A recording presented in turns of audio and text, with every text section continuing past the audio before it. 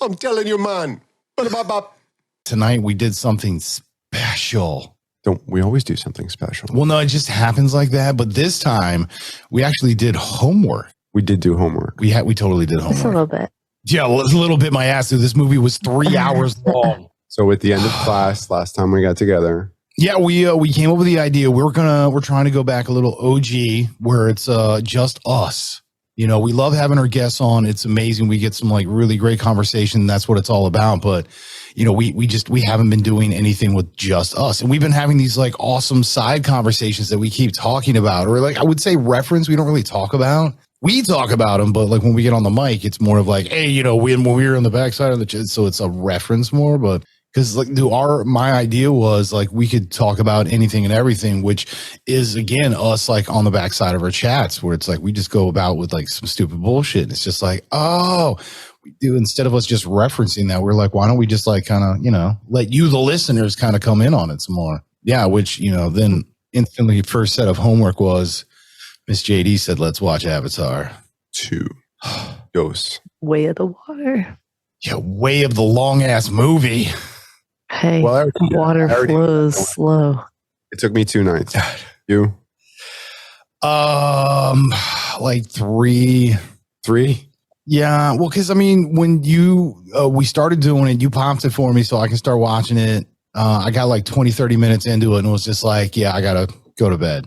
And so then I came back at it. I want to say the next day, like early evening when I got home and like popped it on for probably like another hour-ish or something. And then, I want to say the following day, like I ran through the last hour and a half. So, I mean, part of it was it's a studio movie, obviously, but I don't. So would you ever find yourself suggesting this movie to someone to watch? Other than outside of what we're about to do, no. Yeah. But that's, again, I don't like studio movies, man. I thought for what it was well done.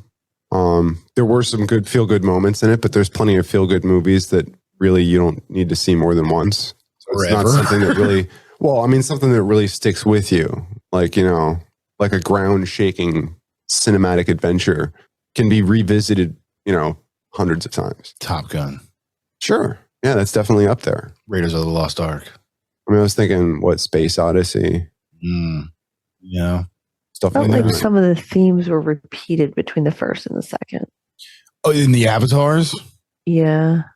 It was so that's the one thing I did enjoy, and I thought this was a cool little, you know, make you think. I don't know which way to go with it. However, I enjoyed the fact that it really does tell the indigenous tale of what it is to be just like peoples of a land, and then like and how different they can be, even though they seem to us to look very similar. And yeah, that's why I like the I like that. Yeah, I like the cross of the star people and sky people. So we say star people, but in this they're saying sky people. Well, it's the same shit. People coming out of, you know, the sky and stuff. So I like that. But on top of it, the crossover I thought that could, you know, be relatively interesting of just like, makes you think is, so our stories of star people, like if you go to the indigenous tribes of whatever lands, they tell you their star people stories. It's all good, like benevolent, positive. There is some like, you know, dicks and whatnot, but for the most part, it's like the star people are super dope. Well, in this, obviously, the sky people are pretty much like all asshole dicks, piece of shits, like just try to tear everything apart, except for like one dude. So to me, well, that was like when you watch a movie, do you try to understand what it is that the director and producer are really trying to show you? Like, I'm looking for the story. The subtext, yeah, I'm looking for the story under the like psychological understanding. Like, what is this? You know, what is there? What is this trying to get me to believe? I think is one thing that I'm always kind of on the lookout for. Like, okay, because some of it I do kind of agree with, and some of it seems. I mean, the joke was going into this. It's like what Fern Gully. Oh, it's Fern Gully 4. I think. Well, yeah. If 4, you count the first 2 as actually Fern Gully, and then the first Avatar. The first Avatar would number be 3. 3. Yeah. Who does number 3 work for? Oh, but so that's what I was saying. I've heard that comment from other people as well, and that it was just kind of like this whole big save the earth, save the planet kind of, you know. Well, so I mean, that was kind of my the finish off that whole like make you think was this such a studio movie that they were portraying the idea that the aliens, air quotes, aliens, the sky people are here to basically ass rape us for all of our stuff. So is this like almost like a propaganda film? Or is it just the fact that you have to have such a protagonist to make the story that much more compelling? That's one of the things I was trying to figure out. That's where I'm like, I don't know which, but I'm just like, it makes you go, What was the writer or producer or whatever trying to convey at certain moments? And I wasn't really sure, because for a while, and some of this stuff I might tend to agree with personally, is putting like the military industrial complex in a bad light. I mean, that's what it really seemed like. That was the enemy. And this is what some people would probably argue, is that it was an attack on capitalism in some ways. I thought. I don't know if you guys saw that, but I saw it as a view of how selfish humans can be. Right. But it wasn't just that. It was that and the military industrial complex that was wrapped up into the whole making money. It's this money making machine. And it's especially with the killing the whale and all that stuff. All that just to go up and to get the gland, to get this and little. The first one, it was the same thing for the battery or energies under the tree. Like lithium or whatever. I don't know. Yeah. Like those crazy mines and stuff. Yeah. A natural battery, whatever you call it. Yeah. And this one's that whale brain juice or top of the roof of the mouth juice or whatever. I mean, illegal whale. Yeah, it was a gland, and the easiest way to get to it was through the top of the roof of the mouth. Yeah, a serum to help you live forever or something like that. Oh, like indefinitely, basically. It was like and the second he got it, he was gloating about how much it was worth. That's what he said. That's what we're here for now. He's like, everything else is shit. This is what we're here for now. We want this. So they were prepared to destroy an entire planet, peoples, animals, all just for the simple fact of stealing this longevity serum. There were the whole whale killing scene. Like, I felt like, and it is a problem, but I always wonder, like, between the producer, the director, the writer, like, what is it they're trying to push here? What is it they're trying to convince? Like, I understand that there's evil in the world, but truth be told, I don't think all of these parties that claim that they're trying to promote a good, like a gooder environment are really utilizing their resources in the way that they claim they do. You know what I mean? Or is it this whole carbon tax game that we like to play that just basically, in my opinion here, is just lining the pockets of politicians? Well, I mean, it's not just theirs, but yeah. Like, no improvement has been seen yet with all the things that have been put in place. So, I mean, that can be said for a lot of things nowadays, honestly. But I saw political undertones. I saw some other stuff like with the viewing us as being the alien species that's invading another planet was kind of interesting how we flipped it for a perspective thing. But if you're a believer in the Anunnaki and all that other stuff about, that we're the result of being controlled by aliens that basically seeded us here in the first place and all this crazy, Well, that's why I said, was this the fact that they're showing the sky people as, like you said, the industrial complex, money making capitalism, all of that. The fact of that is the intrusion, kind of crosses over to the idea of taking out the whole idea of alien on it and just being like, yeah, this is just, it's a way to view this kind of stuff. But that's why I was like, is this also possible, propaganda in the sense where it's like, yeah, we got to make them look really way more violent so that, coming forward, all this alien talk about, this, that, and the other, when things finally break, is it because that's the narrative that they're still trying to push? So I was like, is this that much of a studio movie that's what they're trying to push? Because you find yourself very like angry at these, humans. So you even hate your own brother in a sense, because you're just like, you guys are just ass raping this planet, man. Well into nothing, bro. Just it gets everybody riled up about it. So it's like, well, and I think viewing them as completely separate species doesn't necessarily help with trying to determine what it is that they're trying to tell you. Like we're all relatively the same species, if you will, on the planet, but we can't even get along with each other. Shit. Little mild differences in things like attitude would make sense. Obviously you don't want to be around somebody who's got a bad attitude, but like just because hating somebody, but because of the color of their skin or their belief system or their way of life or their culture, like I never understood that. I think I guess the bigger thing I was saying with this to bring it back is the idea that it's humans and these blue people, like you have to separate them from you to make it feel okay that, all this is going on. And it also makes me wonder, it's like, how many times in our history have we done that with the Western world? And I started thinking about things like when I see there were certain moments in the movie, if you remember, where these indigenous people were very skilled at utilizing the resources that they had around them. And they were very respectful to anything. I mean, they showed that in the first movie. Yeah, balance. That coexistence. You weren't above all other species. It was your responsibility to make sure that it all stays in balance. Because we're all one. We're all connected. In everything you do. That's why they do the whole I see you. Well, and in everything you do too, that you thank the mother and you thank the animal that gave their life for you, and very Native American undertones in that, which, I mean, that's what we have to draw from historically. So makes perfect sense. Well, but see, that's not even that. Do indigenous tribes, people of all countries and continents, like any of them, when you look at them on that kind of a level, that's what their existence is. That's what their society is. Their culture, all of it. It promotes being, we all are one. This tree is my sister. This plant is my brother. This dog is this bug is this, all of it, man. Yeah, there's no need to argue what consciousness means and like whether it's fair to kill an animal or a plant. They thanked mother and they apologized in a way, and they said a prayer over the animals that they killed in necessity. And there's something about that culture. But I was thinking, one of the things I was thinking about with all this was, we consider ourselves technologically or whatever, we consider ourselves advanced when we look at people that are still living an indigenous lifestyle, if you will.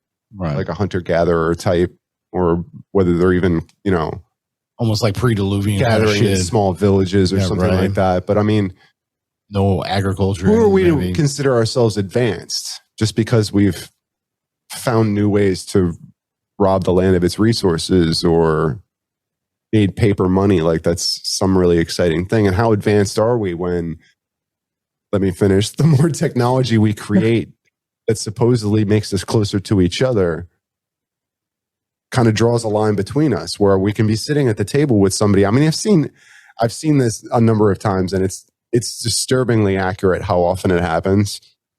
But I'll go out somewhere and I'll see like whole tables of families not even talking to each other, not even looking at each other, all staring at a device.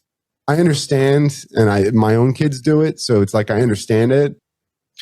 But dude, I will say this: the couple of cool things about the movie that I did enjoy was the one guy who I always forget his name. I think he was on the show Flight of the Conchords or whatever, like the scientist. The marine biologist. He played an American, and I really enjoyed his character and his accent and everything. I was like, all right, normally I don't really like this guy. However, fucking love him right now. Talking about the nerdy guy, right? Yeah. He was, dude. Yeah, he was likable. He was a very enjoyable character in that movie. I was glad that they let him continue on, and it was something to tie everything back in.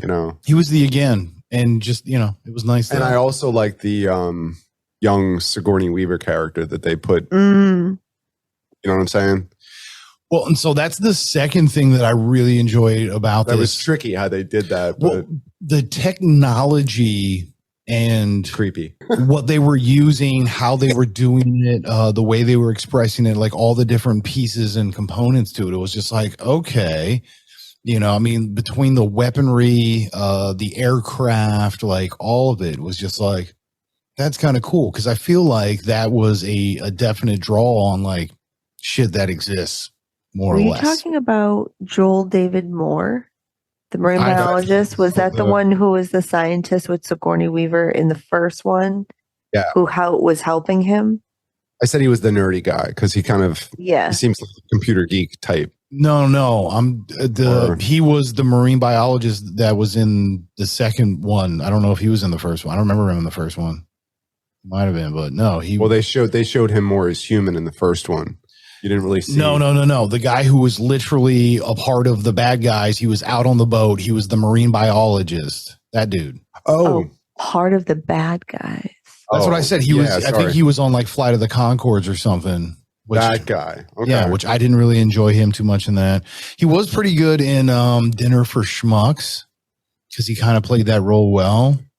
Yeah, I have to catch up because I don't think I've even seen that. It's a good role for him. With Dinner for Schmucks? Yeah. Oh, it's fucking Steve Carell, man. And pretty much anything with Steve Carell. I do like Steve Carell. I'm going to, whether it's serious or not, I don't give a crap. Like his satirical stuff, his straight comedy, like, him as Michael freaking Scott is just, he gets me right here, man. He gets me. He gets me. Yeah. But also, to me, the tech was really cool.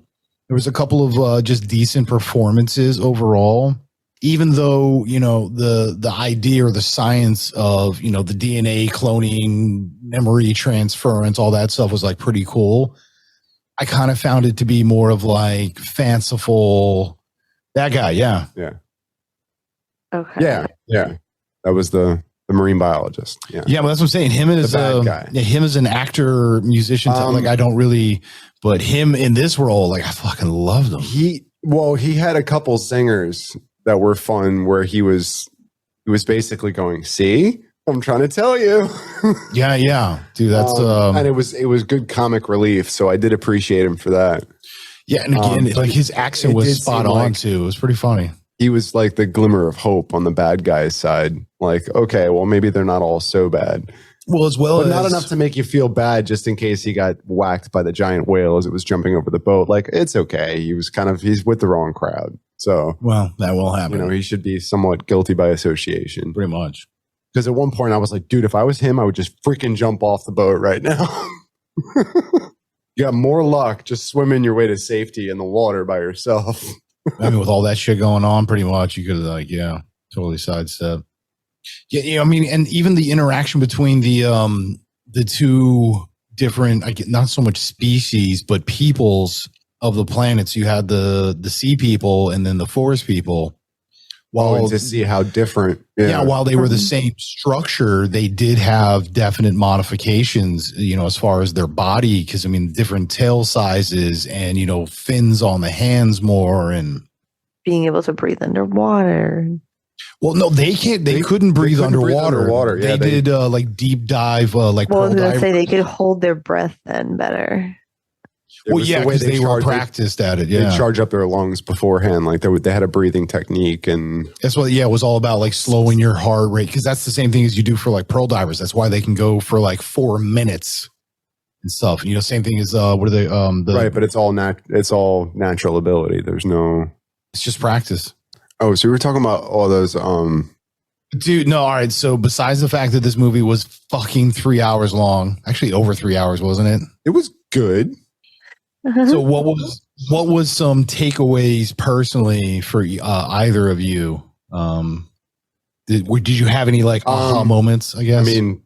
I kind of felt guilty for the human race. Responsible for, I don't know, to some extent. Explain.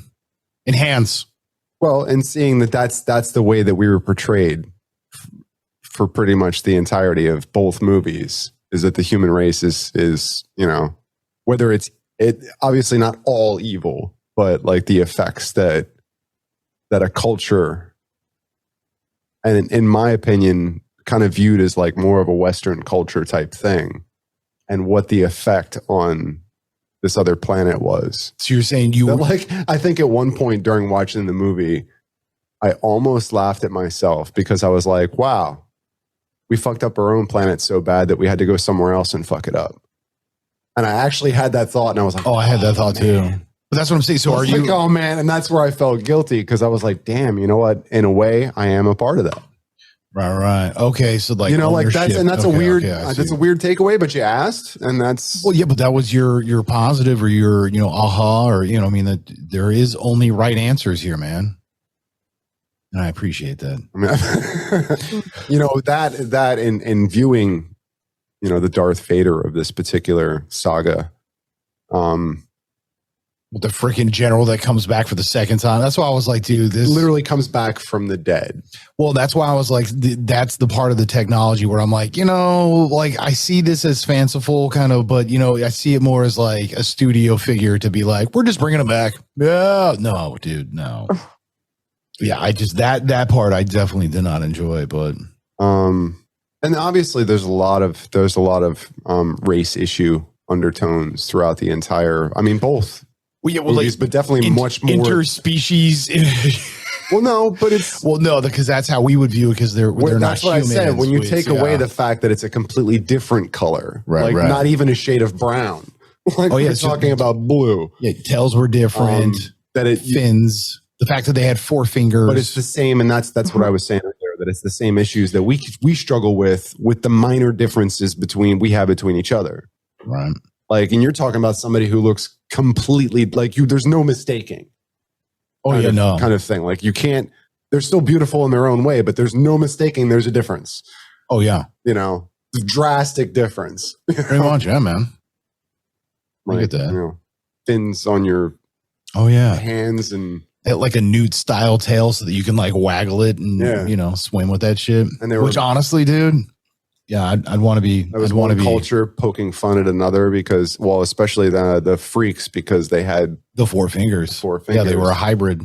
And I don't know. I was thinking there was some parallels between modern society and the stuff that obviously the unspeakable times during American history where things were still kind of rocky when it comes to how we view people of different color from our own. You know what I mean? I do, unfortunately. When there was a time when it was completely unacceptable for interracial couples to have children. Or any kind of relationship, not even like friendship.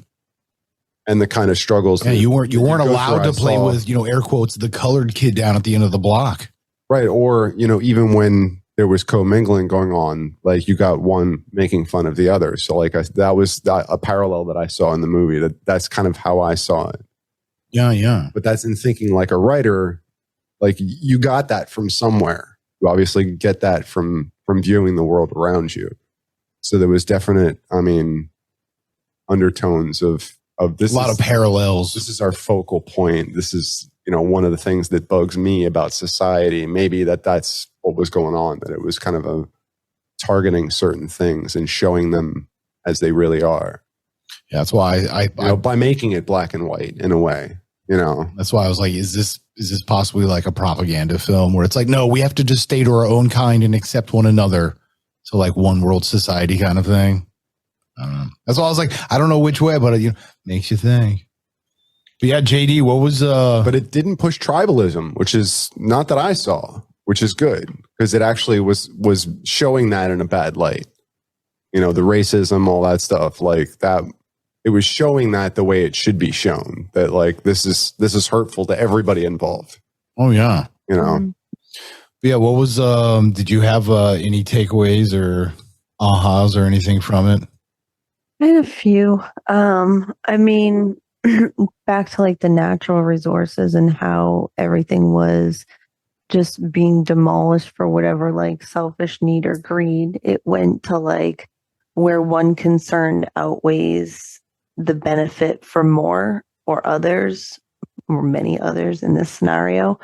And it goes to where when even though the 2 tribes had differences and they like wanted to like fight in between each other, they had to learn that regardless of what their differences, they need to learn like to work together in order to battle that larger problem. And then it shows you that regardless what your problems are, like you can literally agree to disagree to get shit accomplished. It takes an invading force for you to come together on something too. Right. And it goes back to the Ronald Reagan speech. Yeah. Dire circumstances make you actually like want to be in conjunction with other people and work well. Puts things in perspective. Yeah. And then, so like at the end of the first one, it was basically like learn to like just run at the end. It was like just run to survive. Just like it's okay to run if that's like to survive. And then in the end of the second one, like because in the beginning of the second one, he was telling them like, no, you just gotta go if you want to survive. Like you just want to go. And then by the end, they're like, no, we're going to fight and stand your ground, but it's knowing the difference of when to go and save yourself and knowing when to hold your ground and being able to like decipher which one is best. So I was thinking to myself, was it Sully? Is that the main character of the story? Yeah. At the end, when the a-hole colonel or whatever his name is. Well, I think it was Colonel A-hole. It wasn't even the colonel. It was Colonel A-hole. No, General. I think it wasn't even the General Colonel A-hole because it was a alien copy of him in a way. Like it was his I guess avatar. The avatar that he used. Right, it was the avatar that he used, or no, it was made for him anyway. Correct, and they imprinted his memory into it, which is why he had some of the emotional responses towards, and then But that's weird. That's a weird question. There was it him, or was it? It's technically it's something else. It's not really. Well, yeah, that's why he said the speculation was he was the father of the kid. And he's not. But as the avatar, he certainly is not. As well as he even says, I had your dad's DNA basically, as well as his memories put into this body, and this is what you get. I mean, I almost got that like when he was saying that, he was trying to make himself believe that. Kind of. That for all intents and purposes, I don't want to say the soul, but was the ego of the colonel. That's a fair statement because it wasn't the colonel. It wasn't the same or whatever general asshole, whatever he was. It wasn't the same guy, and that's why for the end where spoiler alert, he's still alive because the freaking kid saves him, and I'm just like, are you great? So he's coming back. I thought it was important to show that too, though. Well, but it just maybe in the next one he's going to be different because don't forget, he came around. He had.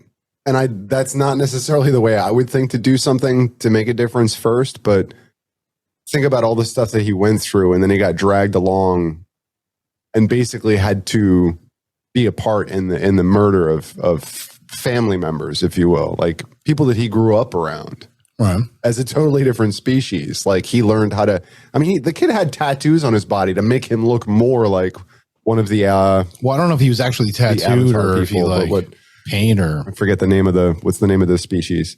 The actual name, not the avatar people. Oh, oh God. I always want to say the Naki, but that's not right. Navi. Yeah, the Navi. Navi. Yeah, the Navi. Yeah, because it always reminds me of Anunnaki because it's almost like Naki, but it is not. But yeah, no, that again, that pulled on my I hate studio movie string. Because it's just like, really? You're going to bring this guy back again? It's like Jason 17 in space again. He never dies. So I'm not gonna watch the next one.